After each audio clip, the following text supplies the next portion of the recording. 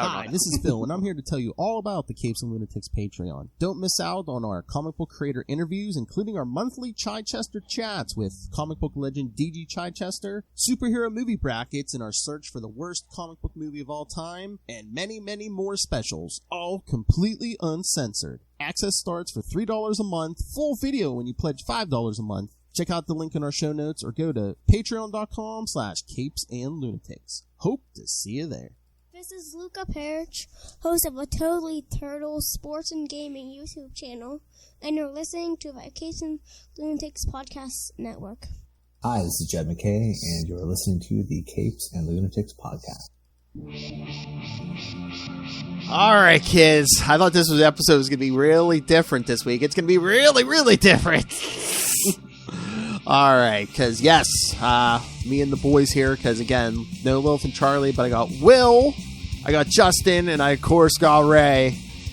Everyone's favorite Ray. Yes, we're going to be talking, hopefully, we were supposed to talk to Jeff Johnson, the artist. I don't know what happened. Hope he's all right, but we're going to sit here for a while and talk some news, some comics, and if he shows up, fine. If not, you're just going to get four old men talk reminiscing about comics. Get off my lawn. Things cost more than they used to. I hope you like that Wonder Man 2-part special, because you're getting me into more of that, but less focused. That's right. All right, so speaking of, I know we said first thing, do we want to talk the Wonder Man casting? Yeah. That sounds How good. do we feel about the Wonder Man casting? I mean, the guy's a great actor. I mean, the stuff I've seen him in, he's great. But like Will said, probably certain segments of the population are going to probably complain because he's not a white man. Well, Yeah, exactly. Yeah. So this is But- this is Who cares if he's white as long as he has a mullet? Abdul Mateen II. You went there, Phil. You went with a mullet already. Come on, The man. mullet is key. Yes. That would be an interesting project. Go from Avengers 9 as Wonder Man's first appearance to like today and like count up how many different hairstyles Wonder Man's had. Yeah. Definitely. Although a lot of Costumes. characters you could probably do that. Yeah. Because we were cut. Yeah, I think he's a fantastic actor. He's really going to knock it Oh, out yeah. of the park. Absolutely. And he scores high on the biscuit meter, huh, Justin? Oh, yes. Absolutely he does. I have no reason to complain at all about that casting. My favorite biscuit. Yeah. I really... The So what thing kind that, of angle are we? Oh, go ahead, Ray. Sorry. Oh, sorry. No, I just So what? How do you think he's going to be depicted, like in the TV show? That's I mean, something obviously that, there'll be differences. that's something that concerns me. I mean, Yeah.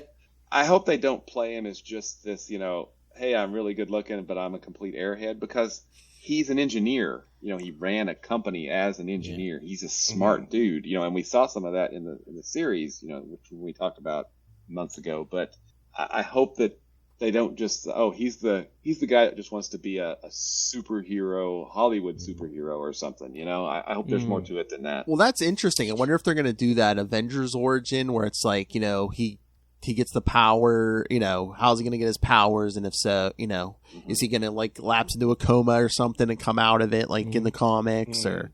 I mean, even also one of the, I think, more interesting aspects from the Jeff Johnson and Gerard Jones run was that kind of existential crisis he had, which they can't do it unless they somehow shoehorn it into, something similar to the whole Vision using the brainwaves, Right. and falling in love with Scarlet Witch. I mean, that's a really big stretch, I think. But I mean, there's still plenty of stuff to make Simon Williams, I think, interesting, and hopefully, like you said, Will, not just like an airhead. I mean, that would be the go-to.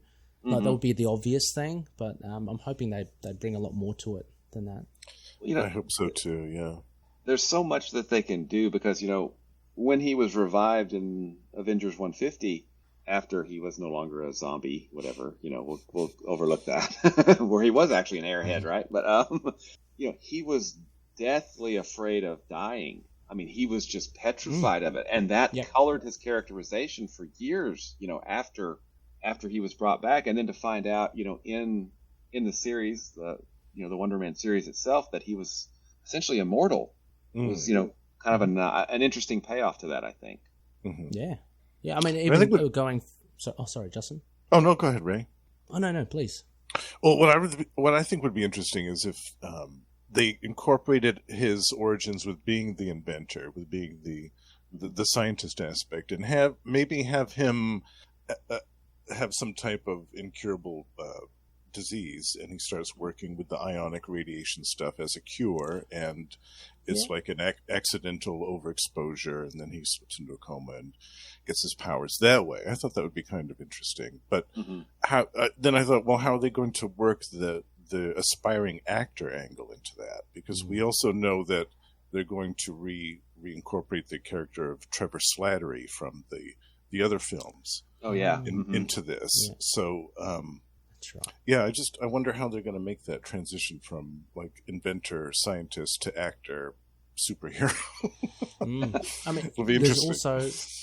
there's also again from the comics like a semi-rivalry with Iron Man, which you can't duplicate now. But maybe he does have some sort of rivalry with someone else. I think is the showrunner or the director, isn't it Daniel Cretton or something from Shang-Chi, the director of Shang-Chi? I think so. Yeah, I think so. Yeah, he's connected. So it'd be interesting. I mean, he's not your out and out comedy, kind of director. I'm assuming more action based, but from the looks of it, I don't know. It does seem like it's a bit more of a lighthearted take on Wonder Man, but I mean, we really can't tell. But I think they're really going to steer into the Hollywood skid, because I believe it was the beginning of this month they said, I don't know if it's confirmed or final, but like supposedly they want Bob Odenkirk for a role. Oh yes, from Better Call Saul. I'm like, he's Yeah. probably playing Neil the agent, you know. The agent, that would be so cool. That'd Get be him great. in a ponytail.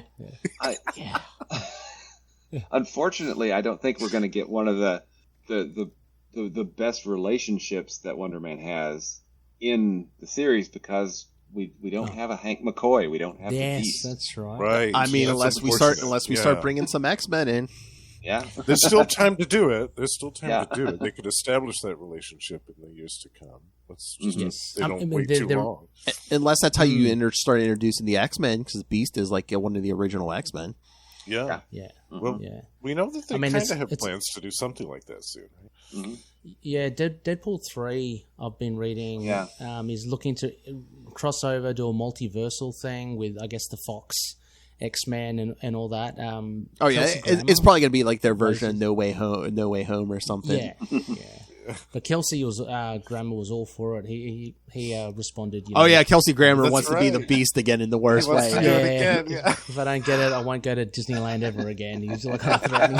So, I'd love to see him back. He was my favorite Beast. Him and Nicholas Holt. I much preferred Kelsey. Oh, yeah. Kelsey's. Yeah, I thought he was good too. But yeah, that's a shame. We won't get Simon Williams and Hank again. Will they pair Simon with someone else, like as a bit of a bromance? Yeah, it's like, are they going to just pair in him the with moment. any Avengers? Because it's like, do we have an Avengers team right now in the MCU? It's Yeah, true. Not really. Yeah. that's what I'm thinking. There's Is a lot of- this going to be more like a solo thing, or are we going to get guest stars like She-Hulk had? Or Will we get Shang-Chi? I mean, will Yeah, I the think director bring in? they're introducing all these new characters so we can have a new Avengers, with She-Hulk and Wonder Man and the new Captain America. I just wondered if we were going to get an Avengers, or if they were just going to go straight to Young Avengers. Because I mean, just Oh, well, they'll probably do that it's very too. much like Yeah. that. Yeah. we got Yeah, Kate yeah. Bishop, we got Scarlet- Cassie. Cassie Cassie Lang. Lang. Yeah. Cassie Lang. I mean, Yeah. Scarlet Witch's children are probably out there somewhere. Oh, yeah, totally. We could get an even, get a young Vision, because technically are there two of them now or just one? I don't Oh, remember. There's the other he's getting his Vision own- wandering around Yeah. there. Yeah. And he's getting a series as well. So, Oh, he is? Okay. well, apparently, I can't remember. Phil, do you know if it's a rumor or not, or did they announce that? I don't know if they ever made an official announcement on that. Okay. Okay, well, maybe in talks to. Yeah. I wanted to mention something from Black Panther, but I'm sure Will probably didn't see it yet. Did I haven't you guys seen it see yet. I haven't seen it yet either. Yeah. Here, Oh, I'll you plug haven't my. seen it? The end I'll plug credit my scene. ears. The end credit scene. Oh, yes. Maybe another Young Avenger. Ooh. Yeah. Oh Definitely. no. I mean, it might be a while for that, but yeah, just Yeah. the end credit scene thing. Yeah. Okay. I Awesome. agree, Well, yeah. But another really important relationship that they can probably go ahead and still establish is the Grim Reaper, his brother. Yes. So that doesn't Yeah. necessarily have to depend on the Avengers. That could just be a villain-ish person out there. But that's I feel like there's so many interesting aspects of Wonder Man that have gone in over the years to make him the character that we got in the Wonder Man series.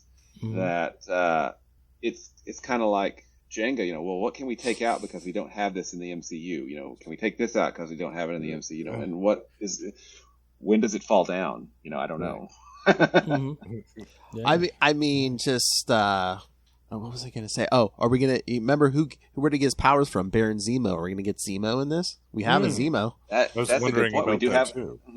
That would be good if we do. I mean, because that would be at least a nice little nod, albeit to some of the past. changes. It would be nice to have that kind of consistency in Yeah. the comics. And we haven't seen Zemo enough. I mean, No, we haven't. he's great. We need more dancing Baron Zemo.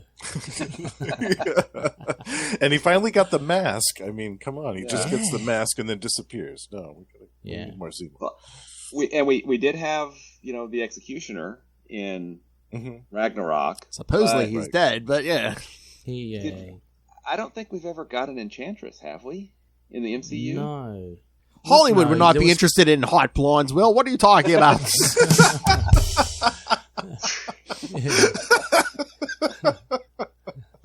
Wasn't there kind of like some sort of... Wasn't her character kind of meshed in with... I can't remember her name from Loki. Like that's a Loki variant, but... Sylvie her or look was whatever? very- The look was similar, yeah. Yeah, I hadn't thought about maybe that. Yeah, but if it wasn't named the character, I mean, they could always bring an Enchantress in, but... Oh, definitely. Yeah, I wonder how much more Asgardian we're going to do. I don't know. Oh, Yeah, that's true. Well, they've got to do at least one more. We've got to see Herc. Come on. Yeah, absolutely. I'm waiting for that. I don't care about Russell Crowe. Well, forget about these characters. I mean, are we going to get the major ones like Gamma Burn? Oh, Gamma Burn. Gamma Burn, Searching for the God. cure for PMS with gamma radiation. Oh, Splice.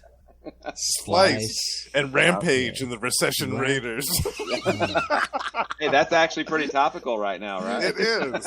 We could totally do a Recession Raiders right now. Encore. Oh yeah. I mean, he had his own book, so I mean, he had his own supporting cast. We could have Alex, Ginger, Spider. Crazy Eights. Yeah. Crazy Eight would be great.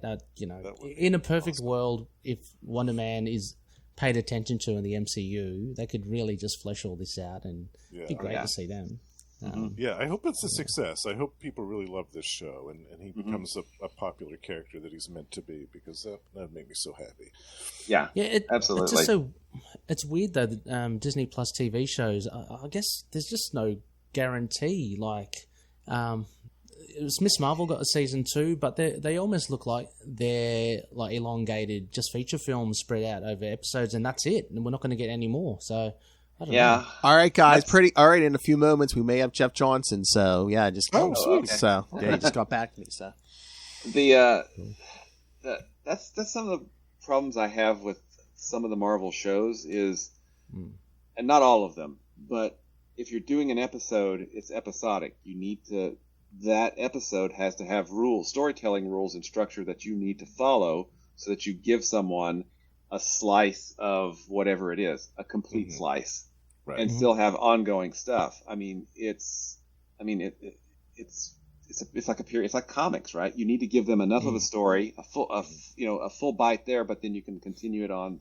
And I really feel like, like Phil said, they treat some of those series like, oh, this is just a 6-hour movie, so we'll cut it here and here and there and do that instead of building it and structuring it like it needs to be structured. Yeah, some of She-Hulk felt like that. Like they just I was about to say.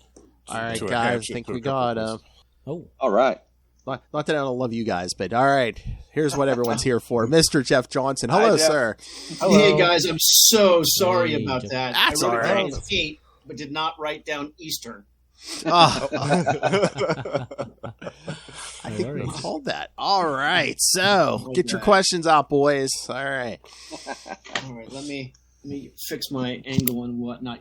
I'm really terribly sorry. Oh, that's all right. Just goes to show you what happens when you're on deadline and don't sleep much. Oh, gosh. Sleep? What's that? Yes, exactly. Yeah, so I mean, we were just talking prior, just with the new casting. I guess the announcement of Wonder Man. I know that you're very excited as well, Jeff. The TV show. Oh yeah. And just like just the way that the MCU has been established thus far, I guess how they can angle Wonder Man in, considering the history he's had in the comics. So, for instance, his bromance with Hank McCoy, and we don't have a Hank McCoy in the MCU, that sort of stuff. I'm just interested to know your take on that. Well, I mean, I don't. I think that he can fit in pretty easily. They're going to have to do something about his origin since they've changed the Vision, right? Right. They don't really have the X-Men in the MCU, so one of my favorite relationships of his with Hank is going to have to be different, or they're going to have to develop it at some point. I don't know what their plans are for the show, but I do think that since they've already got the She-Hulk in LA, that all they really need to do is and they've already introduced the Ben Kingsley character, so it could easily be an origin story where they give him his power, or they can just introduce him as an actor and then reveal that he has powers. I mean, but I really have no idea. I'm excited because I love the character.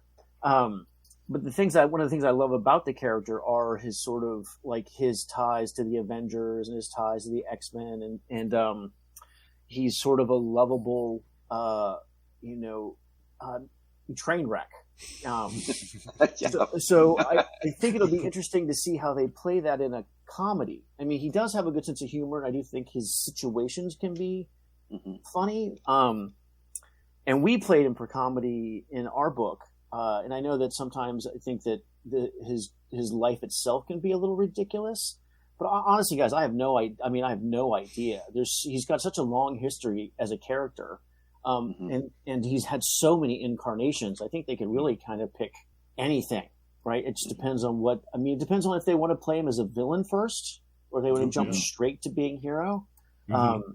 Yeah, I don't know. What do you guys think? I mean, I'm sorry I missed the first hour of the conversation. Oh, no. We waited a while. We just jumped in not too long ago. Okay. We've been throwing the theories back and forth. Like I was even saying, there's rumors they're looking at Bob Odenkirk for a role. So I was like, he's probably Neil. He has to be Neil, his agent, right? Right. Yeah, I would love that. Yeah, if they do play that, I think that if they decide to give him, Zemo's already in the universe, so I mean, they could easily tie him into Zemo and maybe even Hydra and some sort of experiments. But honestly, he's got such a huge power. He's so strong, and he's got such an interesting power that they could play him almost as kind of like Marvel's Superman, depending on where they want to introduce him. So he could be a hero. He could be tragic. That's the thing. He's been all those kinds of characters before. Yeah, and we were talking earlier about, one of the things that kind of defined him once he was brought back was, his fear of death. Yeah. And that was something that was really, I think, played off in your run really great because, suddenly he's immortal, which is a really cool way to go about it. Such an interesting aspect, for Wonder Man. And albeit it would be harder for that to be played into the MCU portrayal.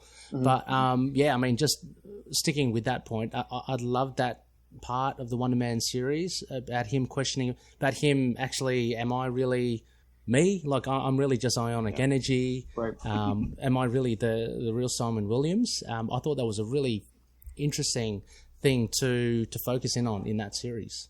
Well, one of the things that I always thought, hang on a second, one of the things I always thought interesting was, you guys ever hear the Viking ship analogy? Like if you replace one piece. Yeah. So I always thought that he struggled with that idea too, especially since he's died and come back so many times. The idea of how much of whatever he is survived. And then I know that after my run that he was killed, and then he's been brought back several times. Is he sort of a pacifist at the moment? Is that still happening? Oh, gosh, I'm not sure. He was for a while. Yeah, I'm not sure if they're... Yeah. Because wasn't that like the Bendis run? But yeah, I'm not sure. That was like... No Surrender, Avengers or no. Yeah, yeah, definitely. I don't know where he is now, actually. But yeah. Yeah, so that was one of the things I always thought. I mean, when I was a kid and I started reading him, I always thought he was great, and I loved his relationship with Hank. Some of my favorite Avengers are the ones drawn by Gene Colan, and the Safari outfit's one of my all-time favorites. I love the idea of a hero and someone as strong as Thor who had doubts. Right, it just made sense that no matter, as a kid, right, you're like, oh, what would you do with all this power? But then if you don't even know who you are, like, how do you decide? And I always thought him trying to figure out who he was as a person and who he would be as a hero was an interesting conversation. So I don't really think any other character in the Marvel Universe doubts themselves in the same way that he does. That's right. And if I remember right, you really kind of redesigned his look, because there was a time he was wearing that Christmas tree green outfit. I think that was... I think that the George Perez one, I mean, I do have a soft spot in my heart for that costume. I just think it's a pain in the ass to draw, but I think it does look cool. Well, I mean, I took sort of, he was already wearing the black tank top, and he was mostly all black. Oh, okay. With the Bob Hall and John Byrne run on the West Coast Avengers, and I just sort of modified that a little bit. I changed his hair so that when he whipped around, it gave him a little indication of motion. And it was the 90s, so, it's... Should have kept the mullet, Jeff. that haircut. Yeah, and I couldn't handle the mullet. That was the 80s. So I updated him a little bit, and I gave him weightlifting gloves just because I thought those looked a little bit cooler. They had the same feel as the gauntlet, but was a little bit updated. But other than that, I tried to keep him pretty much in that I think I've always liked that costume the best. It's the most simple, and I think it's the most bold on the page.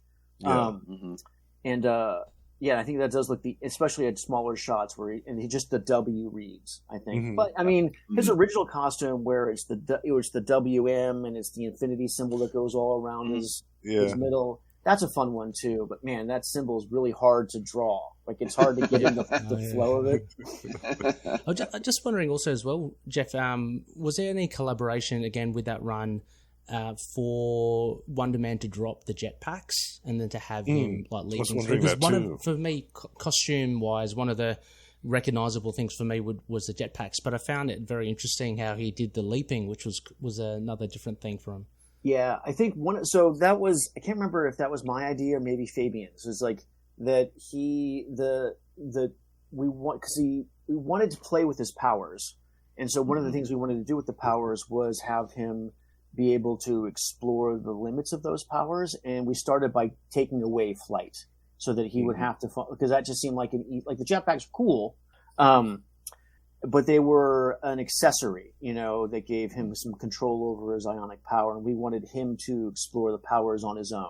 So we took those away so that he would jump, and also in LA I thought that made it more interesting as he jumped from place to place, so he was closer to the ground, so we had more of Los Angeles, and we can get more the feel of the topography in a way. Because too high, Los Angeles sort of bleeds out, it just becomes this morass of like just squares on the ground. There's not really a lot of depth to it the same way there is in New York. So that was one of the solutions we came up with. And then eventually he was going to learn how to fly and shoot beams and change his shape and power up and do all those things. But I guess he died before we really got that far.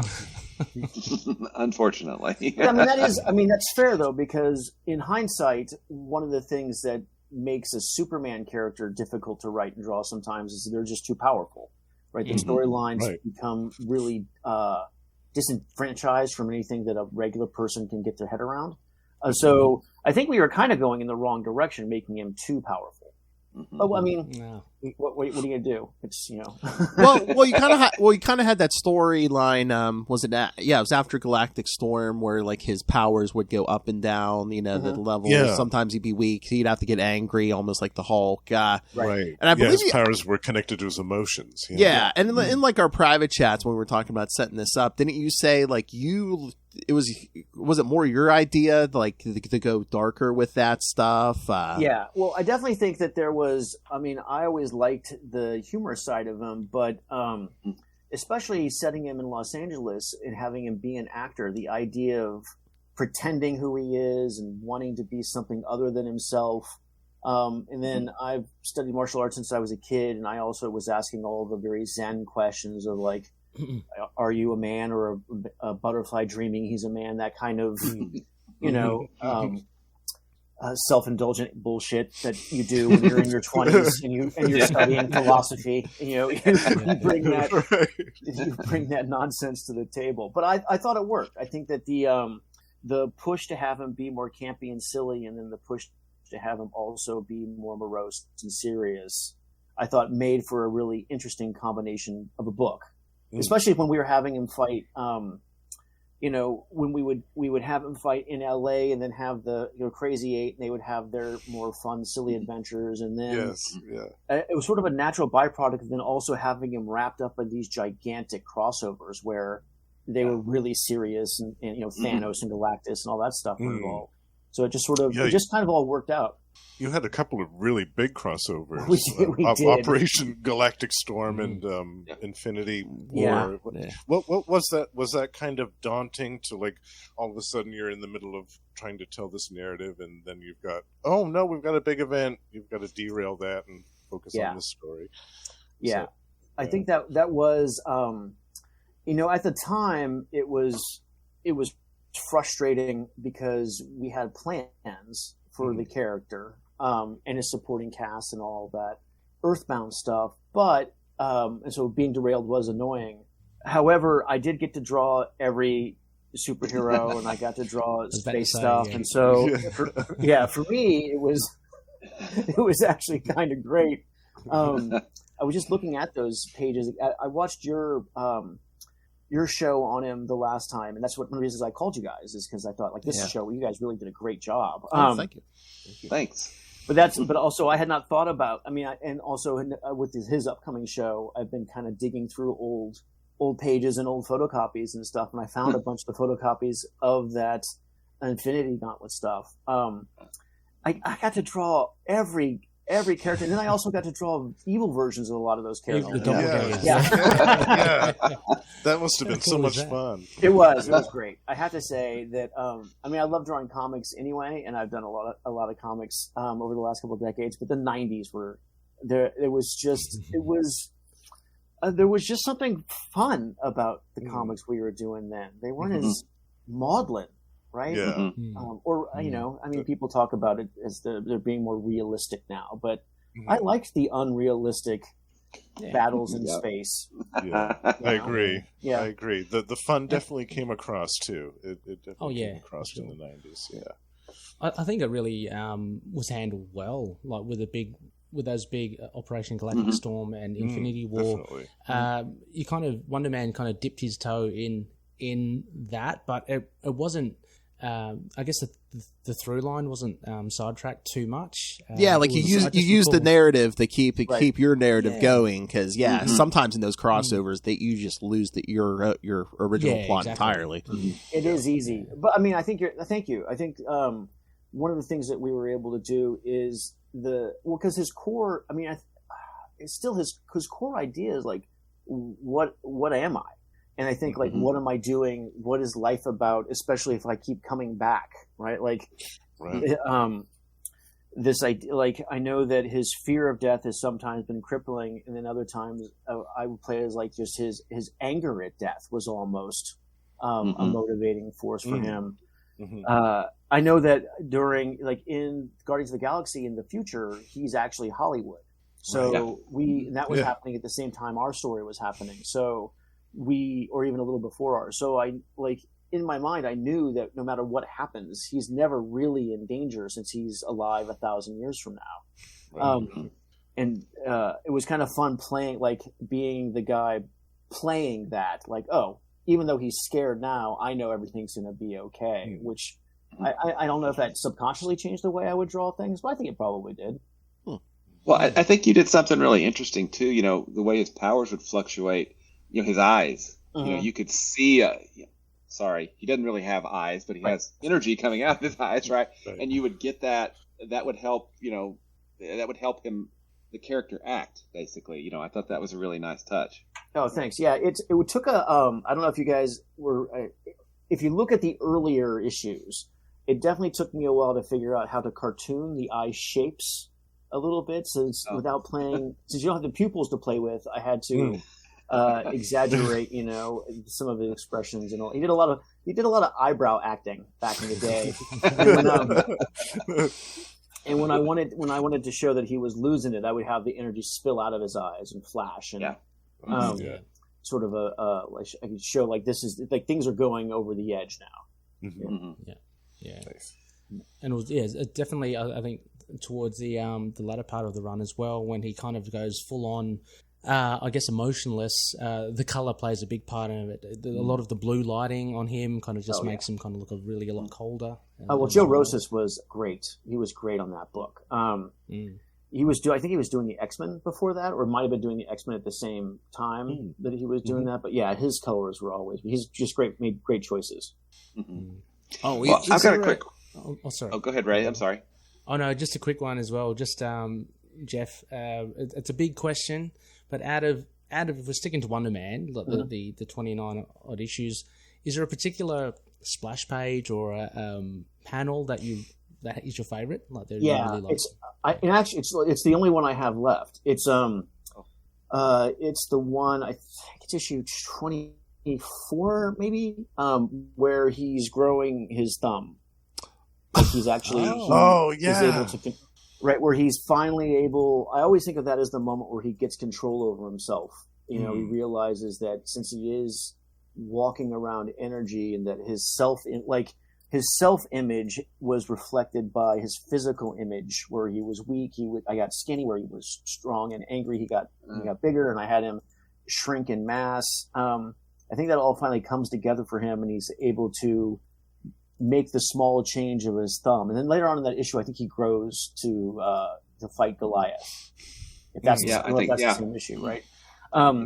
So I think that's really where he makes that transformative connection, where like, oh, I am energy, but I am also what I think I am. You know, the cognito ergo sum concept finally, I think, became controllable for him, which to me was the whole point of what we were trying to do. Like, that from that point on, then he could, my goal, and I had lots of dreams, but he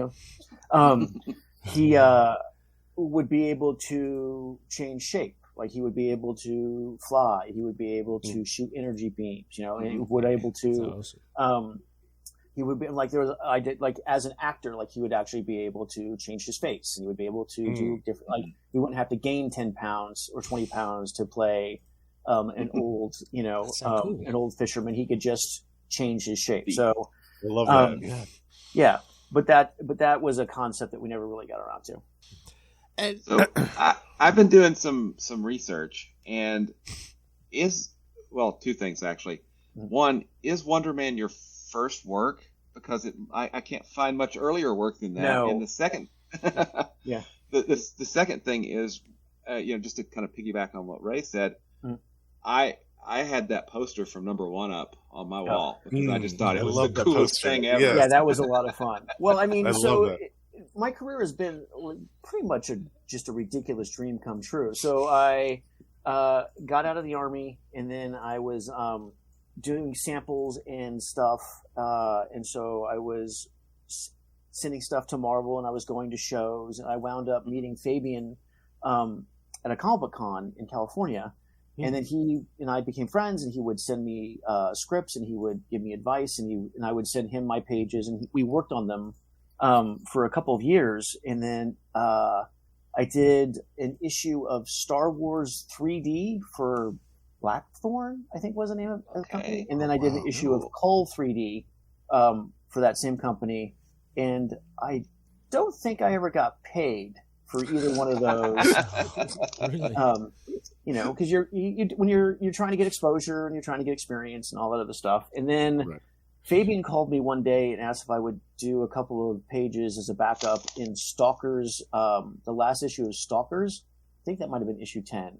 And then I did an okay enough job on that when he got, because Wonder Man was one of the books he got when he first became an editor. And so he gave me a call after I did the Stalkers thing with him, and he asked me if I wanted to try out for Wonder Man. And then I did, and he liked what I did. So my first real work is Wonder Man. Awesome. Well, Phil and I do a Green Lantern podcast, and we were always happy to see you show up in Green Lantern. You know, when Darryl Banks was on the book, you know, we had you doing fill-in issues, which was great. Mm-hmm. But then I'm pretty sure that most of us probably followed you over to the Ultraverse, which I think came pretty soon after that, right? With Solitaire. Yeah, I did Solitaire in the Ultraverse. Yeah. I did a few issues over there. It's being a comic artist is fun, but it's also super strange because you want to get on a gig where you get to be on it for a long time. That's the dream. But then once that happens, then you're in a monthly grind, which is exhausting. And so, so after Wonder Man, I went on to Solitaire, and I was doing a monthly grind in Solitaire again. And I thought, like, I can't do this. I can't take it. And so I left Solitaire and sort of just bounced around. I love doing fill-ins of Green Lantern because it was perfect, right? Because it was a fun, like Ron Mars is an amazing writer and he's fun to work with. And I love that character too. And like that schedule was perfect for me. Every couple of months doing an issue and, and being able to really concentrate on making it as good as possible. That's the best. Yeah, Solitaire. Malibu was a lot of fun too. That was a really interesting time in comics. Yeah. So many universes launched, right? Yeah. Well, I mean, everyone's trying to grab to recreate the Stan Lee phenomenon. CrossGen was the same thing. They were really trying to recreate, an entire mythos, and that worked for a while. But it's a difficult thing to keep going. Well, and you worked with Ron Mars. Was it Way of the Rat? Was that Ron Mars? Chuck Dixon. Way of the Rat. Chuck Dixon. That's right. Yeah. Gotcha. Nice. And go ahead, Ray. Sorry. Will also mentioned before we kind of went on air.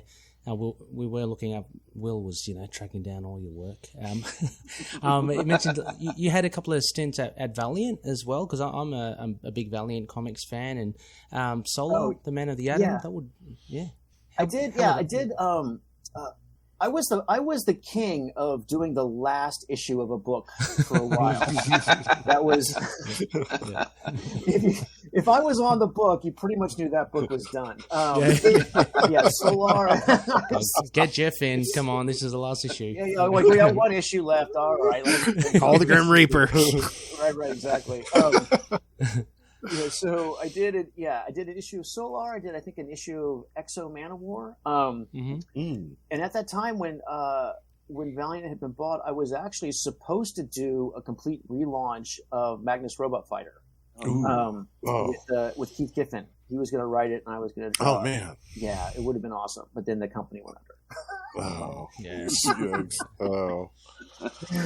Yeah, I have been the kiss of death on a couple of books. I didn't do the last issue of Legion of Superheroes, but I did. I think the penultimate issue of the Legion of Superheroes, the one about 10 years ago. Oh, gotcha. Yeah. But then I was looking through credits too, and it looks like we kind of lost track of you. Is that when you kind of jumped over to animation for a while? Is that right? Yeah, I after CrossGen, I came back, and CrossGen was a really great experience. Like I got to be the penciler, but I also got to be part of the writing team. Chuck was a great collaborator. He's an amazing writer. But we were doing the stuff that I really love, which is like the Kung Fu movie, all that Jackie Chan comedy action stuff. And then after CrossGen, I did a couple of issues of what was it? Weapon X. I did a couple of issues of Weapon X, and then I was doing a creator-owned thing at Dark Horse. And then when the opportunity presented itself, Dave Johnson was working on Justice League Unlimited, as a background artist, and he had just gotten the gig to do the designs for Ben 10, and he was moving over and doing that, and so there was a position open for a background artist, and then I tried out for it and got it, and they didn't even need to change the name on the door, so I just moved into that job, and then I was in animation, and I loved it. Wow. Animation's a lot of it's a lot of fun. I was a background artist, and I did character designs and storyboards, and been doing that for a long time. And so now I kind of bounce between both comics and animation when I get the time. Nice. That's cool. Yeah, what would you say is the biggest difference between like working in those two industries, like the two, I guess creatively, but also workload wise as well? So I think it's a really interesting question because it's they're very similar languages. You know, I would say that the Romance base is the same. Like Latin is if there's the root language of both comics and animation. I think one is French and one is Spanish. They're similar, but they don't really cross over as much. In comics, you are creating the illusion of time passing in between panels. The gutters, move you from moment to moment. And mentally, I mean, a good story is that you will create the image that's in between those panels for someone to imagine. And the idea is that you can put those images in someone's head and that two people will imagine the same in between panels. That's the magic of comics. I think that's the spell that's cast in the gutters. But when you're doing animation, when you're doing storyboards, the time frame is set. It's 24 frames a second. And so you're dealing, instead of the illusion of time, you're actually dealing with time, which means that you have to you change the way you do storytelling and you change the way you do shots. And I think the workload is about the same, hours per day. When you're drawing a comic, if you're doing a monthly schedule, which I hardly ever did, if you're doing a monthly schedule, then you're working your 8 or 9, 10 hours a day, and you're drawing 6 to 7 panels, and you're making them perfect. And if you are doing a storyboard, you're still working that same amount of hours per day, but you're then doing like 60 panels. So, oh wow, it's just it depends on the gig and what's happening and what kind of show you're doing. I mostly did. I've worked on Spider-Man and the Avengers and Transformers. I did a lot of the Batman DVDs and Young Justice. So it's still all comic book stuff.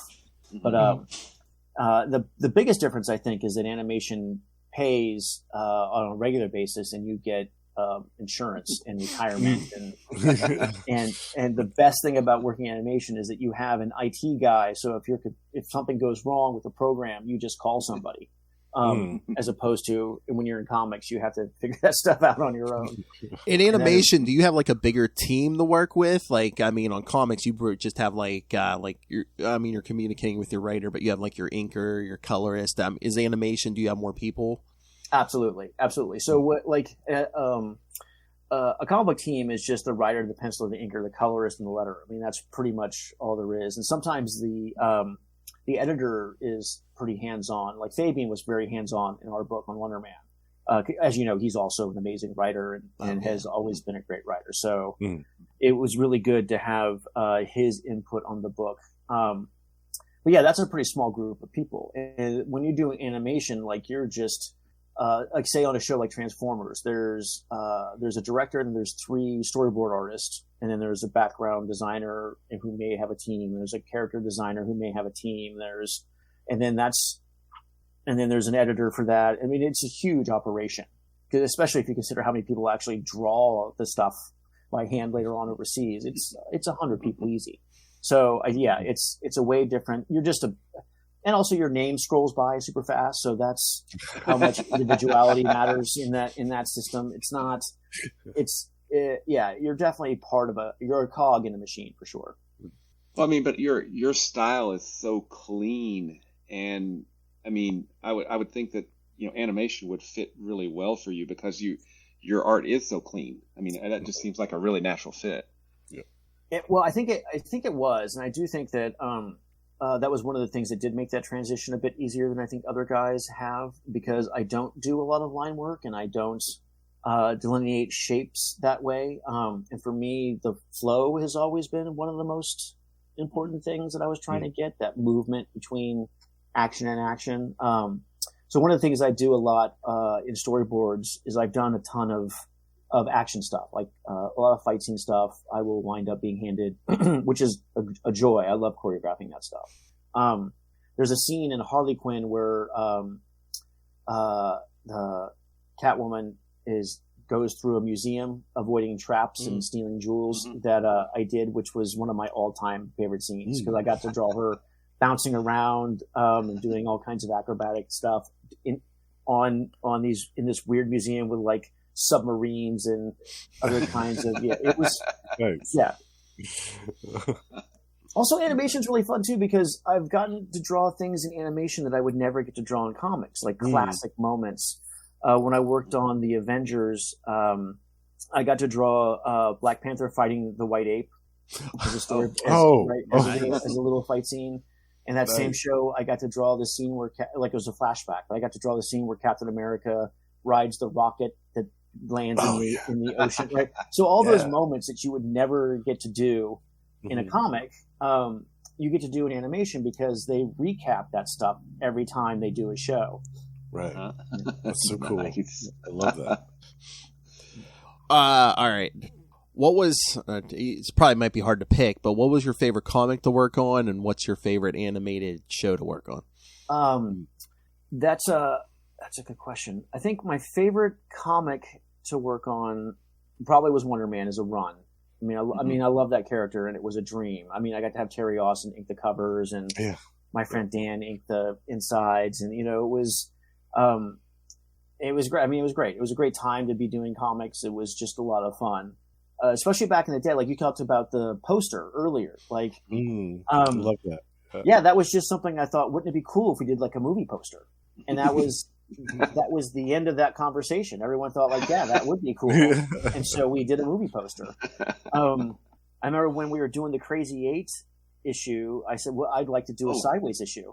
Yes. And Fabian said, sounds good. We'll just do a Sideways issue. Like back in the day, there were less meetings to go to, and there were less people to check off boxes for stuff. So you could just really sort of, express yourself and be an artist and kind of do what felt right for the character and the story without many cooks in the kitchen. Yeah. Right. I mean, to do a Sideways issue now, a friend of mine, Scott Collins, did a Sideways issue or a Sideways book for his creator-owned series, and everyone told him not to. Like it was...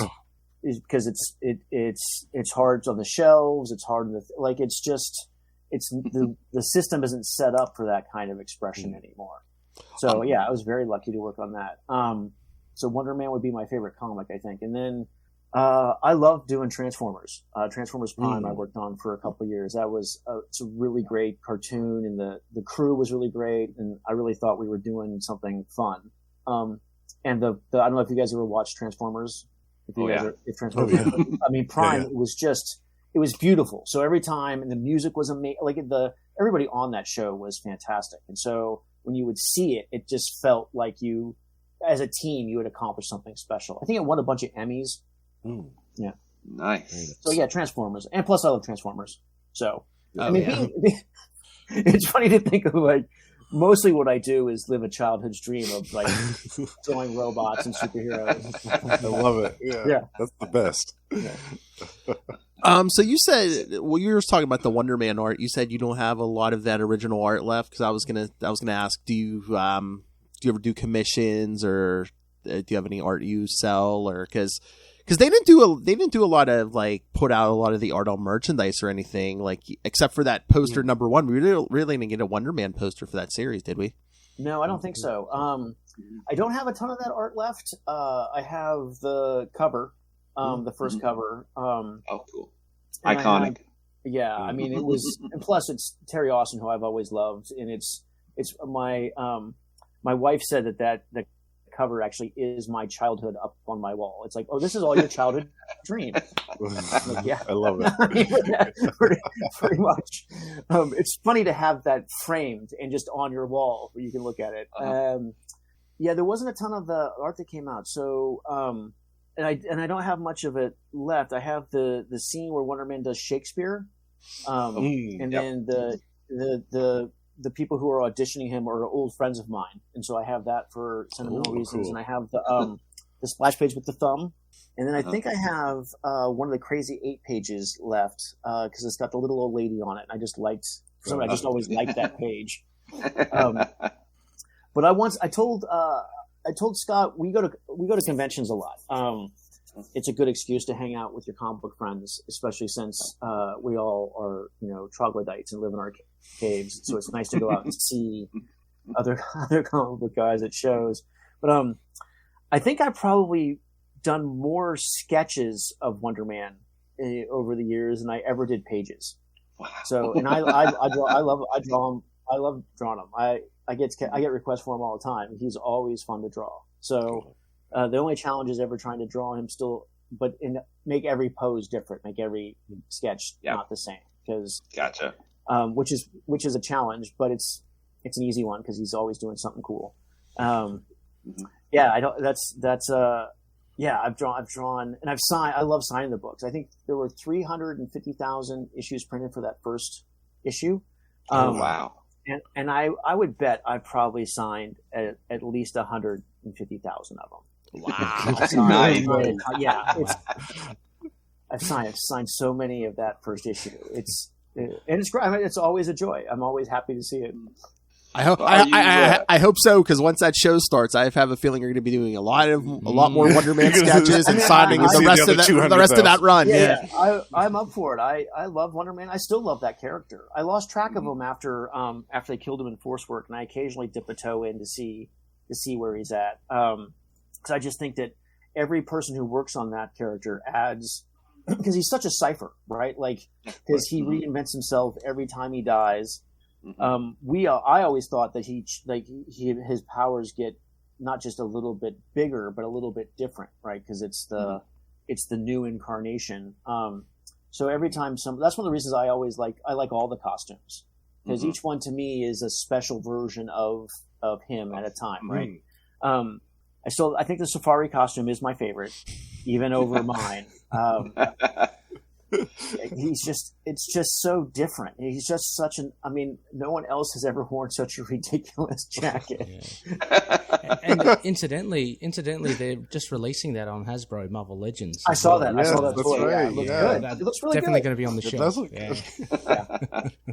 I'm going to get one of those too. Yeah. Yeah. So, are you doing any sequentials in comics? At the present time, yeah. Yeah, I just finished a gig that I can't actually talk about over at Warner Brothers. It still hasn't been announced yet, but just doing some boards and cleaning up boards on that. And then I've been working on a project for a very long time, fitting it in with other stuff with James Robinson over at Image. So it's a creator-owned book that will eventually come out if I can ever get, if I'm going to get it done, obviously. But like, it takes time. It is, and I'm a bit of a perfectionist when it comes to all of the details that I've created. The world I've created for myself is very ornate. So, but yeah, I'm doing that, and I bounce back to storyboards and commissions, and walk my dogs. That's pretty much it. Well, have you considered maybe doing an art book or something like that? Either via the direct market or Kickstarter or something like that, because I'm sure there's a few people that might like to see that. Oh, thanks. Yeah, I have. So I do plug away at a couple other projects. I do have an art book. I sell a sketchbook when I go to shows. It's like a little ash can. And then I have basically I'm putting together like a gigantic phone book size things of sketchbooks and sketches and character designs that are not, Marvel or DC, just private stuff. So that'll come out eventually, and I'm gonna put out the new volume of my fight scene book at some point. Oh, cool. That's right. I'd forgotten about your fight scene book. Yep. Yeah. So it'll be expanded. It'll cover more stuff. It'll be like I'm gonna re-release the first one, and then have a second volume. So that, and I'm probably gonna Kickstarter that at some point. Cool. Yeah. Awesome. You guys do a lot of Kickstarter? Do you guys support a lot of Kickstarter stuff? Well, Will actually has a Kickstarter comic. Yeah. Oh, cool.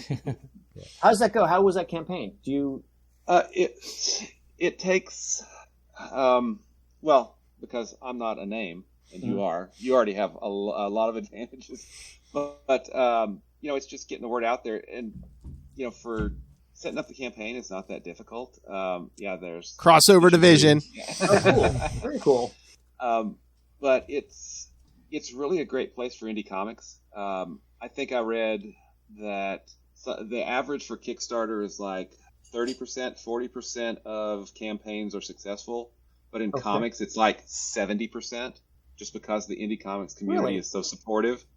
But yeah, it's a great place to hang out. We can hit me up afterwards and we can chat some more about it. There's some great podcasts I can point you to, and a lot of good information out there. I figured my plan was to get the majority of the work done and then take that final Kickstarter step to get it out there and get it funded and whatnot. So there's some of them just blow up too. There's a Dave Stevens Blu-ray on Kickstarter right now. Really? Where it's kind of a tribute to him and his art. Oh, excellent. They interview Adam Hughes, and I think they're releasing a comic with it too that I think Adam does, like a short story or something of the Rocketeer. It's pretty cool. Well, because Joe Justice does some stuff. I was going to say his Marvel Masterpieces book on his paintings, from the cards. He just released that on Kickstarter. Oh yeah, really? Cool. Did he get Marvel to sign off on the rights?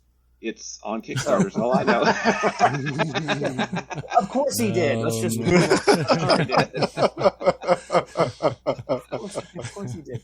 I supported the Mike Grell, John Sable freelance Kickstarter a while ago. We had him on the Drink and Draw show, and then Liam Sharp did one with Jack Katz. The incomparable Jack Katz. I think I've got that back here somewhere. That's a somewhere great on the bookshelf. Yeah.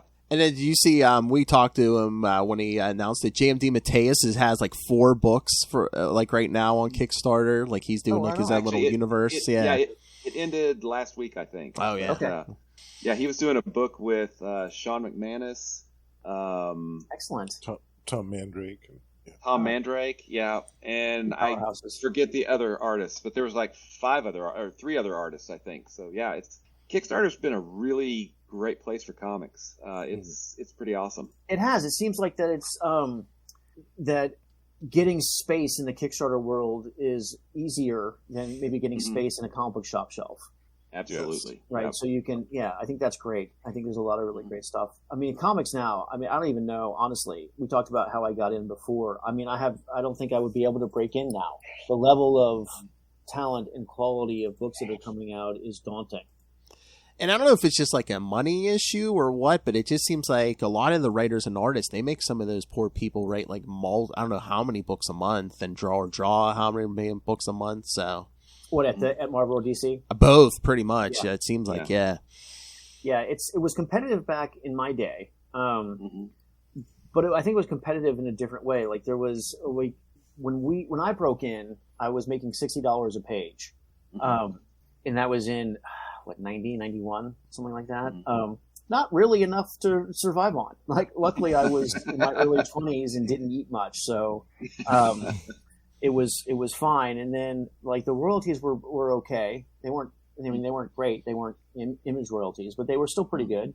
So you can make an okay living, but the definition of an okay living back then was $36,000 a year. That was what I was like, oh, I can make this much a year. I will live comfortably. Like I will be able to afford my rent and live and whatnot. And because you did you never really expected to make a lot of money in comics. Yep. Or have like the idea of having a TV show or a toy or any of that stuff that wasn't even a dream. That just didn't happen. It wasn't until I think Mike Mignola broke out with Hellboy that that pipeline became a bit of a reality. But for guys like me and Scott who broke in the 90s, it was you just did comics because you loved comics. And the idea of drawing comics for a living was this ridiculous dream that we had just happened to make come true. So I think that now that the idea of comics and storytelling as a viable, career has become really kind of mainstream. A lot of people think that they can do it and can. And so I think the competition that has just become fierce, and it's much more international now, right? So I think that that their competition from all over the world just makes it a really tough. I think it's a tough market to break into to get attention, since everyone's the level of quality is so high all around that it's hard to be so good that stands out. Well, and I think you kind of hit on it too, is that the monthly grind for an artist is just punishing. I mean, that's so much physical work. You know, a writer can do 3-4 books a month because, you know, they're typing out a script and, you know, going on and doing another one or something. But art is such a physical thing that you're drawing every line. You're hunched over. There's no copy paste for you, okay? It's like you're chained to your desk. Yeah. It is definitely can be tough on the body. Like, I know that a lot of guys my age suffer from, you know, like a bad back or a messed up shoulder or whatever, you know, sedentary lifestyle gives. One of the reasons that I am not that fast is that I still try and take time out to go on hikes, to walk the dog. At one point I realized that if I was to dedicate all my time and be as good of an artist as I could possibly be, that I would be unhappy. That even though I would be a better artist than I am, I settled for like, I'll be okay, but I will also go outside and take trips and get away from the table and enjoy. Because one of the things I like most about being an artist is the lifestyle of being an artist. Like, I can have a glass of wine whenever I want, or I can sleep in late or get up early, or, I mean, I really like that aspect of it. And so I will try and get away from my desk as much as possible so that I can enjoy that being the artist. If at one point I realized, like, I don't want to sit at the desk all day. Like, what difference does it make what you're doing if you're at the desk? Like, you want to enjoy what you're doing at the desk, but if you're there 24/7, you're still just sitting at a desk. Exactly. Yeah, I remember someone asked me about animation, because most of animation is done now. I do it on the Cintiq. I do it in the computer. So I basically am sitting at my computer all day. And someone asked, like, so isn't that fun? Isn't that great? I'm like, it is indistinguishable from someone sitting at a desk and doing data entry. From the outside, it looks exactly the same. So, or coding or anything else that you do at the desk. The only difference is that I get to draw really cool stuff while I'm sitting at my desk, but it still looks the same. Well, do you have a preference over like the Cintiq or traditional? I'm a dinosaur. I like paper. I mean, I still the convenience of working on a Cintiq is amazing. Like, Control Z is a fantastic invention, and so especially if you're doing boards, it really makes a lot of sense, because you're doing a ton of little drawings, and when you work in storyboards, you use a program called Toon Boom or Storybook Pro, which animates. I mean, it makes an animatic for you, so you get to play it. So that requires a lot of like little tiny changes. But when I draw my comics, I still like to draw on paper, even though it's not efficient. I still like. I still like drawing on paper. Well, it's it's for me, even reading. I don't like to necessarily read on a computer screen. I like to read a book or read a comic. There's that tactile sense to it, you know, that absolutely part of the experience. Yeah, absolutely. I agree. Do you guys still read a lot of comics? You guys seem to read more comics than I do. I mean, it seems like you're. Oh yeah, I know. I'm still in it every week. Yeah. Oh yeah. That's great. That's really, really great. Do you guys have a lot of so? You guys are much more of well versed and expert in what's happening in comics. What do you think they're going to do with Wonder Man? That's a good question. I mean, no, actually, there's an easy answer to that, Jeff. The comics might lean heavily on however the TV show goes. You might see a Wonder Man that's all of a sudden, more comedic, and whatever they do, producing the TV show, you might see that bleed into the comics. But I don't know. That's a little bit of a flippant kind of answer. I don't know. What do you reckon, Justin? I think it will depend on how the show does. I think if they relaunch a Wonder Man show, it will be right around the same time that the or series rather, that will be right around the same time that the show is slated to come out to revive some interest in the character. And that'll depend on the writer and the creative team, of course. But I do think that they're going to give it a more comedic slant with the next interpretation. Yeah. Well, I mean, having Kingsley on for sure, I think. Yeah. Oh, yeah, definitely. Absolutely. I worry that, there for a while it seemed like the Marvel Cinematic Universe was influencing the comics, and the comics were trying to be more like the Marvel Cinematic Universe. And I feel like that's putting the cart before the horse, because MCU is its own thing. The comics, where they get their inspiration, is its own thing. And, we've always got the comics, so I get that, but I don't know. I like them being separate. I hope that it does spark interest in the comics, and I would love to have a nice big Wonder Man omnibus on my bookshelf. Me too. But me too. Yeah. Unfortunately, I don't think that's going to happen. No, I think it's not going to happen. But there are enough of the issues that have been reprinted in other things, like the Galactic Storm. There's a couple issues in that, and occasionally one shows up in an Avengers collection somewhere. I do really, you guys. I mean, I don't want to make comparisons without knowing anything about the show. But do you guys ever watch? Have you seen Barry on HBO? No. I think I may have seen an episode. I'm not sure. It's a really great show. It's very funny, but it's also very serious. And I don't know if Wonder Man's going to take any cues from that, but it's a guy who is a vet and a soldier dealing with stuff, who is learning how to act in LA. So it has. And I don't know if you guys have ever lived in Los Angeles. I lived there for a long time. There's a lot of ridiculous situations when it comes to the craft and acting. And as some friends have said, the business we call show. So I think there's probably going to be a ton of comic opportunities for this show. I would love to see them do another version of a new issue of Wonder Man where where they take it from the show and they give him another life. I know that he occasionally shows up as a team member and stuff, but I don't know if he's had his own book again since mine. I don't think. I mean, there may be like a quick mini series or one shot somewhere, but no. I mean, I was thinking not so much the show, but like in Marvel Comics right now, they're doing a lot of like mini series, like based on the '90s stuff. Like Peter David's been doing a bunch of Hulk stuff. Cool. JMD Mateus has been doing some Spider-Man stuff. I mean.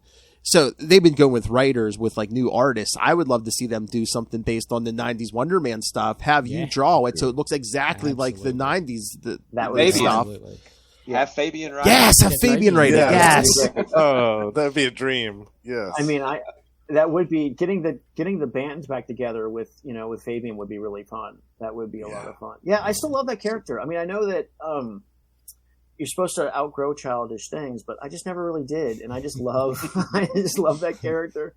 He's so interesting to me to read and to work on. I think that one of the reasons I liked Kyle Rayner as Green Lantern too. He's just it's easier for me to draw something if I understand them, if I know who they are as people. Then I can take you can relate to them. Yeah, then it makes it easier for me to draw the more extreme situations, like. Figuring out what Kyle was going to create with his ring was always very easy, right? I'm like, oh, well, I would make this if I were in the situation. Well, if I'm not going to make anything super cool, of course I would make a dinosaur, right? Like, or I would make a robot, or I would do whatever the thing was. Like, it always seemed very obvious. But whenever I draw Hal Jordan, it doesn't. It doesn't make like I don't know how his head works. I think that comes out. So yeah, I would love to do. Another Wonder Man and explore that character again. So was Kyle Rayner like maybe one of the easiest characters to get get into their headspace because he is 100%. He is an artist, you're an artist, so you're like, oh well. Yeah, I often when I was drawing him used my apartment as reference. So that's my desk, that's my kitchen. Like the apple does not fall too far from the tree when it comes to Kyle Rayner. Yeah. Well, are there any bucket list characters or concepts that you want to do, that are out there that you haven't had a chance to do yet? I've been very lucky. I've been able to do. I've been able to play with most of the toys in the Marvel and DC universe. I would still like to do I don't know. I still like to do more work for both companies. I think those characters are fun, right? I would like to, and I've been doing creator-owned stuff, and I like that. I think there's a couple of things I really lament not being able to do Magnus Robot Fighter. Like that was that I did a bunch of designs, and I was creating an entire science fiction world and drawing a guy just cutting up robots with his hand. I got to do a couple of covers, and something about that I always loved. I always loved that old that series. So that would be fun. Nice. I wouldn't mind doing Conan someday. I'm a huge Conan fan. But I think mostly it's the genres. Like the thing I'm doing with James is a fantasy book. There's dragons and centaurs and swords and sorcery and that stuff. And then when that's run its course, hopefully in 10 years, if we can do 100 issues, that'd be fantastic. But then some science fiction stuff, like this, playing with the different genres. Nice. I was going to ask you too. I read that you had worked with Ron Mars on I think it was a fantasy story called the Dragon Prince. Is that right? Yeah. Did that ever? Did anything ever come of that, or was that just? So the Dragon Prince was a concept I came up with when I was working at CrossGen, and so I asked Ron if he would help me make it real and write it. And so I did that. I started working on that, and then Ron wrote the script, and we worked on the concept, and Ron took it and made it real. And then I can't remember the guy who drew it. Oh, he was so good too. But then that's right around the time that I jumped over to animation, and I wasn't able to finish the book. So someone else penciled it, and I think it did okay as a series, but I don't think it went anywhere after that. So. But yeah, that was a fun little book. That was I did the designs for it, and I did the covers. But then we also got other people to do a bunch of covers. Well, Ron got other people to do a bunch of covers, and I think it came out through I can't remember the name of the company either. It wasn't Dark Horse. It was Top Cow. Top Cow. Okay. All right. Cool. I'll have to check that out. All right. Yeah. I figure we're going to wrap this up here soon. So, gentlemen, any questions? Any final questions you want to ask Jeff? So you guys are still reading comics. Like, what are you guys reading now? Like, what inspires? Like, what do you guys get excited about in modern comics? I mean, I'm still like a big Marvel and DC fan. I read a bunch of that. I know Todd McFarlane. I mean, there's basically like four Spawn books out there, a month. He's really revving that back up. I like a lot of the classics, like Spider-Man. Like I remember when you did a couple Spider-Man fill-ins in the 90s. Also, Amazing Spider-Man. That was great. Yeah, you know what? I would draw Spider-Man again. Like because I only got to do a couple issues. Yeah, so if I could do a run on Spider-Man, that would be really, really. I mean, that would imagine just be a blast. He'd be just so fun to draw. Yeah, he's great. I do a ton of commissions. I'm very lucky to be a bit of a fan favorite when it comes to that. And when I do a lot of Wonder Man, which is always fun, and then I do a lot of Spider-Mans. Yeah, I think people just like Spider-Man. So is it? I mean, do you just do that at conventions, or is there a website where like we can go to like? Oh yeah, people just contact me on Facebook or Twitter, or sometimes I'm not really on Instagram, though I probably will be more now since Twitter. The Twitter thing. Oh yeah, Dumpster fire. Right. Yeah. So there's no official process. We just got to reach out and be like, hey, what would be the price for? Yeah, pretty much. Okay. When I was going to like 5 or 6 shows a year before COVID, and then stopped. And so I love shows. I love going to shows. I love hanging out with comic book people, and I love comics.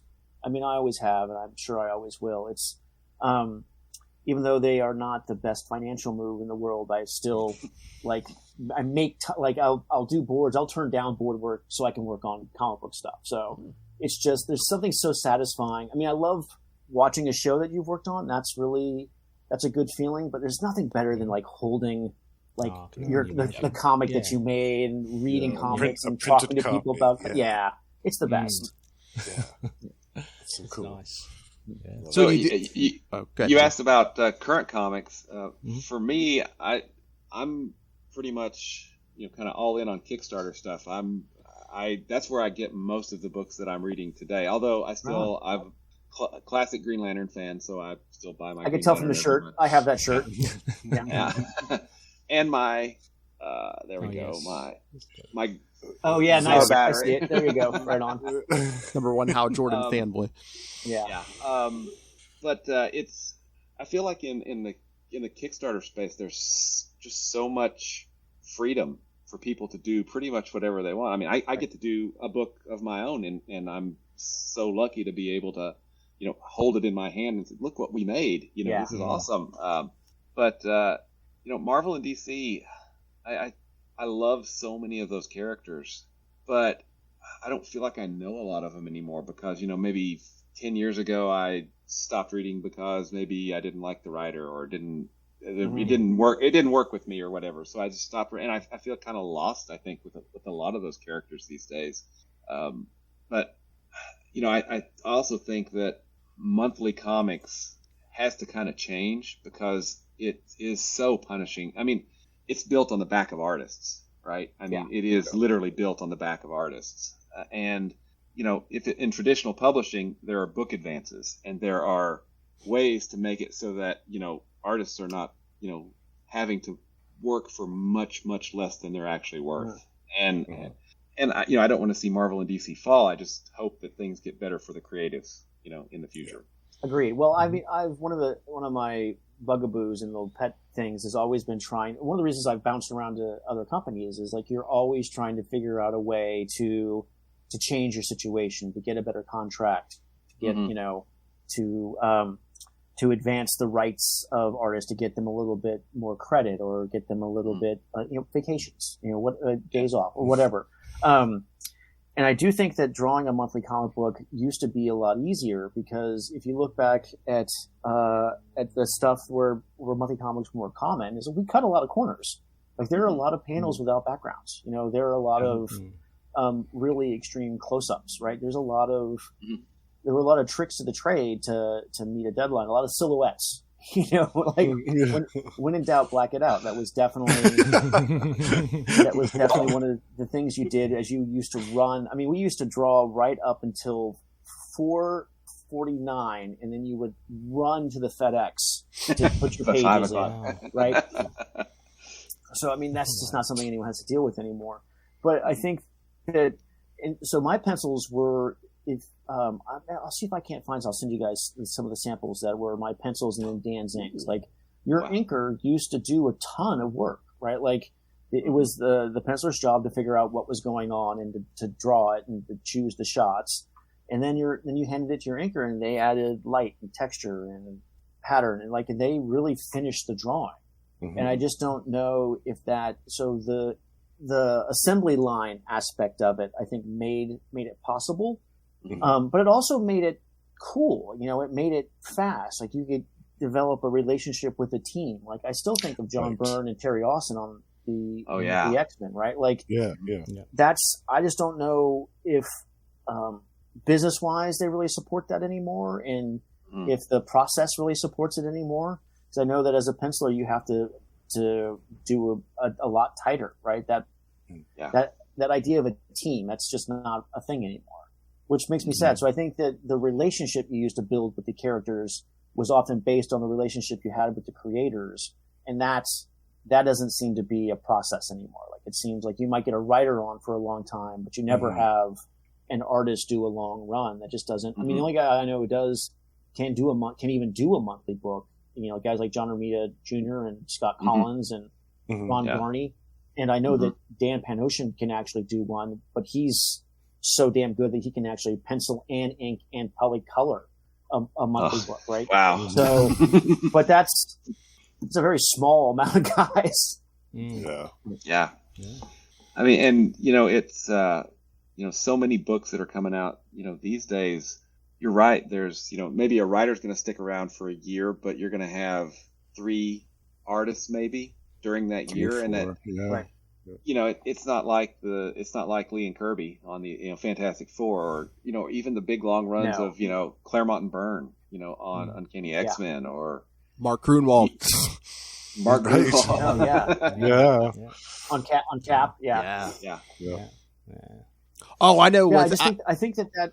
I was just going to recommend over at DC, Cliff Chang just did a 4-issue. It's one of the Black Label, one of the bigger book. Like the He's amazing. larger size. Oh yeah, the Lonely City. Catwoman, Lonely City. He did all 4 issues. He wrote it. He did all the art. Basically, he did everything but edit it. Wow, awesome. Probably. Yeah. He probably pulled the switch at the printer too, I would guess. Probably. Yeah, his stuff is fantastic. I'll have to check that out. Yeah. Oh yeah, it's a good story. Like I said, he did every line of art himself. He colored it. Did everything. Nice. Yeah, it's just an insane amount of work. That's like the last issue was a couple months late, but you understand why. Right. Oh yeah. Yeah.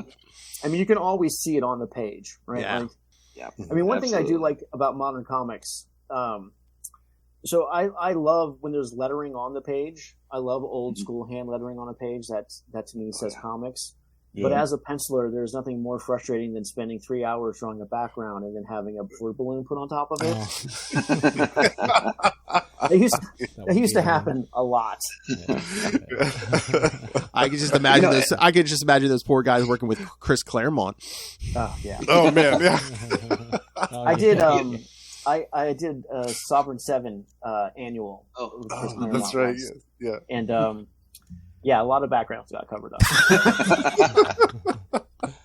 Well, lettering. There were many like, I could have gone to the beach. Well, and lettering has changed so much just in the last 10 to 15 years because it's all digital now. Like with Illustrator, so that And the coloring too. yeah, the letterers are doing some really cool stuff. With different kind of word balloons, Fonts. different captions, doing things with different captions, different fonts. It's really kind of interesting. And I don't feel like letterers get enough respect because they control that flow, of the way we read it. And, they're Absolutely. always kind of an afterthought at the end, but Yeah. You talked about earlier, it just occurred to me that when I do actually have a dream, right? I left a bucket thing. And it's to be lettered by John Workman. Like to have Wow. Yeah. that's to draw a book, have it lettered on the page by John Workman, and then either ink it He's so myself or have Terry Austin ink it and just keep every one of those pages. That would be awesome. Yeah, that's definitely on the list. I just don't know if he does do hand lettering anymore. I think he letters the Simonson book, right? I think he does. Yeah. Yeah. I don't know. And I think Simonson is still, I think that's still traditional. I think he letters it on the page. Yeah. Yeah. So Love John Workman. that would be awesome. yeah, that's the dream. That's the one. It's in the tank. Well, you've spoken it, so now it's Right. So now I have to reality. make it happen. Yeah. Yeah. I can see it right now. Actually, that great part is one of my favorite parts. Actually, in the whole Wonder Man series, it was in issue number 7 when Simon and Captain Atlas are having that fight, and he keeps swapping places with Rick Jones, and then there's that wonderful 2-page splash. Oh, that they should have made a Knocks down poster of Captain that. Atlas. Oh. I can totally see like a John Workman like thoom, like in the background of that. Like, I mean, I think I might have even roughed that in, thinking of like, this is my Thor moment. yes. I love that so much. Yeah, that was good times. Yeah. Yes, that's what I would want a poster of. All right. We're going to cut this off. Jeff, thank you for joining us. Again, if you ever have any announcements, if you have Kickstarter stuff, or an animated show, I mean, you're welcome to come back on. If you just want to say, hey, Phil, can you mention this? I mean, you're a friend of the show now. I mean, yes, we can. Yeah. Excellent. You're welcome thanks, back. guys, and thanks for having me on, and thanks for that really fantastic, review you did of the other Wonder Man. It was really wonderful to see. I know that I love that character, and I love that time in that book, and it's always really emotional, and it's always uplifting to see that other people have a fondness for it too. I really appreciate that. Yeah, love it.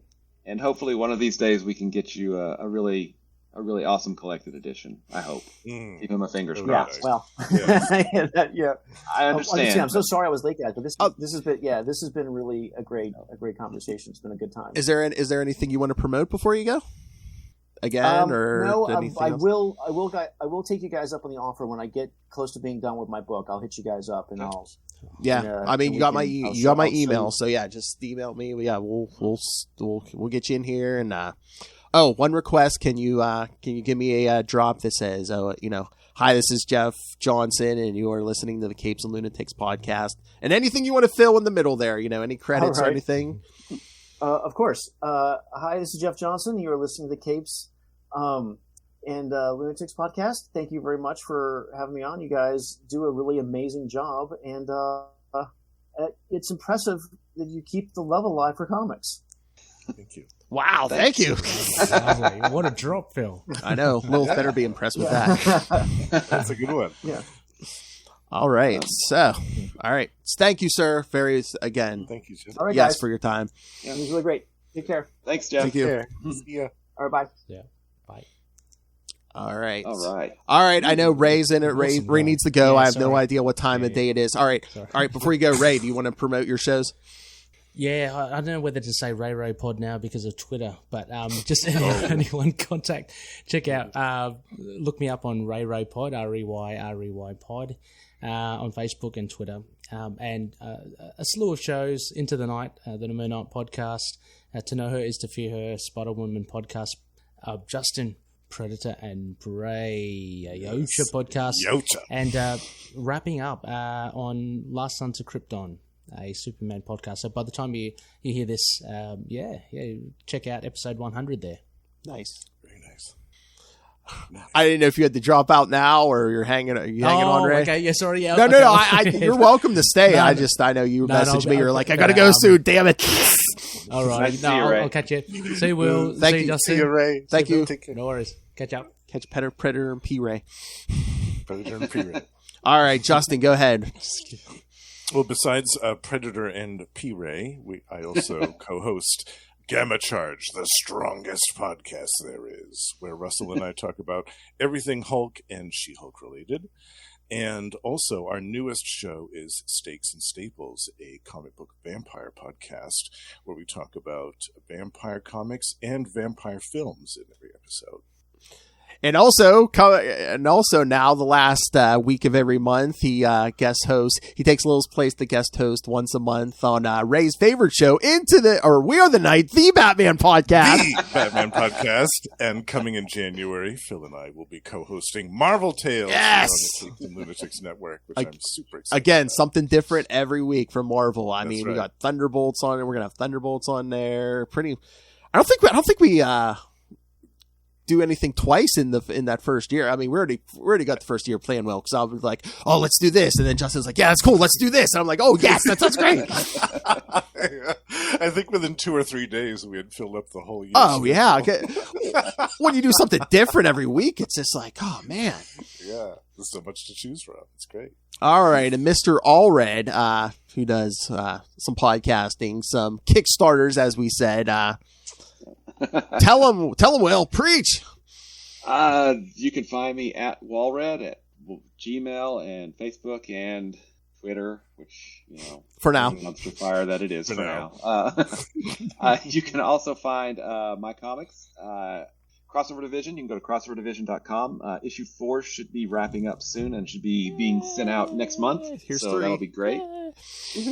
Awesome. And if you want, you can check out Diary of Night at diaryofnight.com, which is a vampire comic, Justin. So Ooh. Oh yeah, have Will on, yes. We have to feature that one on the I read show. some Diary of Night. It's good. Yeah, you guys need to have him on. Yes. Yeah. We're going to do that. I also I host another podcast called Explain Yourself with Kevin Joseph, where we bring on Kickstarter comic creators and have them talk about their live projects, which is a lot of fun. And obviously you have great taste because, you're listening to this show. So that means you love Quasar. So if you want to find out more about Quasar, check out the Quantum Zone at quantumzone.org. Oh yeah. I blew that. I, of course, love how Jordan. Sorry. Hey, boys, you look at the party? I love the party. That's still not the best drop. The best drop is from the Star Blast drop, which is just... Oh yeah. What's the Star Blast one? I don't think I've heard that one. They aren't even attempting to enter our orifices. That was in a Marvel comic, Justin. good. That was in a Fantastic Four comic by Mr. Tom DeFalco. That was a read-through. I hope it's going somewhere nice.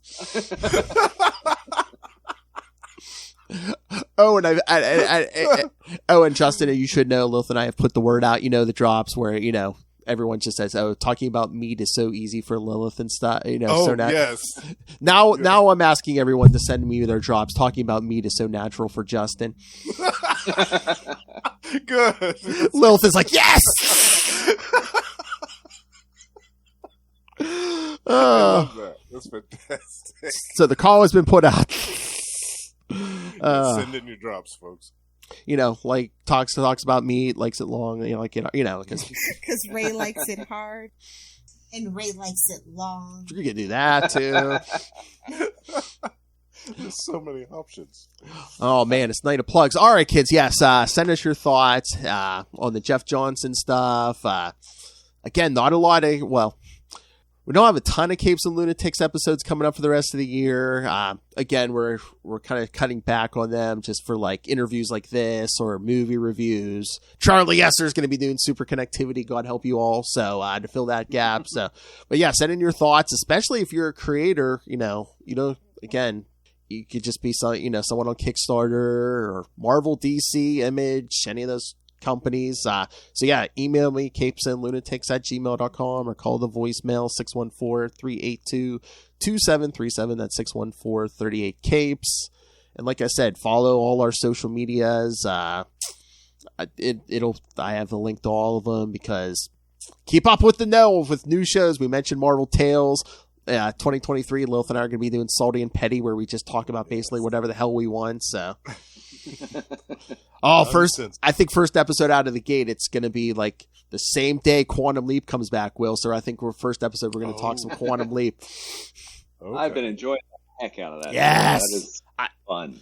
The new one's good, but I've been doing the rewatch of the old one, and like Lil said, I don't think anything beats Scott Bakula and Dean Stockwell's chemistry. Was good. I blew your mind on that too. On Sector 2814, didn't I? When I told you that Quantum Leap is in the same universe as Magnum PI, Simon and Simon, and Murder She Wrote. Yes. Because they were going to do a crossover with what? With that.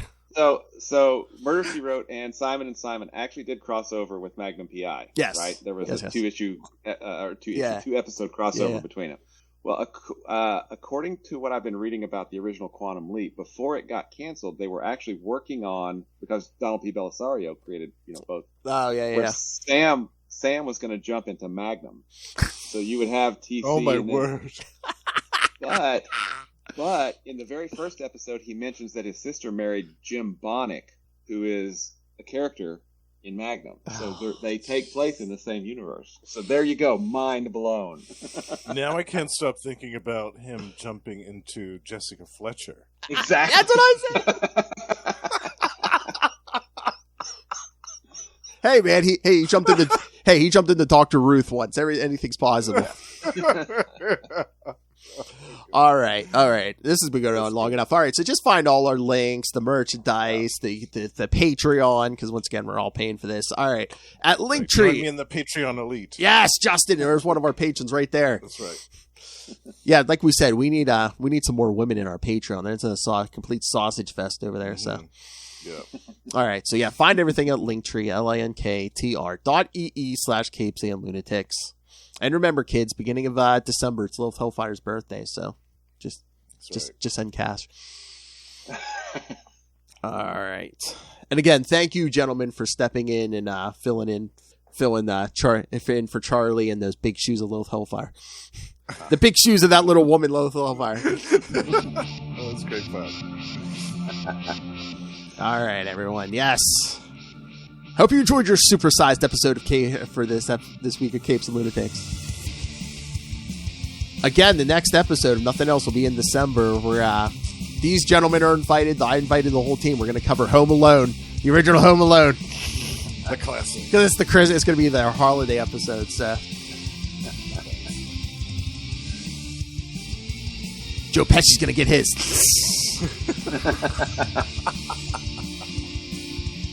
30 years later. That's right. All right, for another week, we have been your Capes, Campus, and Lunatics. And thank you, Jeff Johnson. Great conversation. Great interview. Yeah. Again, great conversation. If he wants to promote, we will have him back. Love to talk to him again. It was quite wonderful. Good night.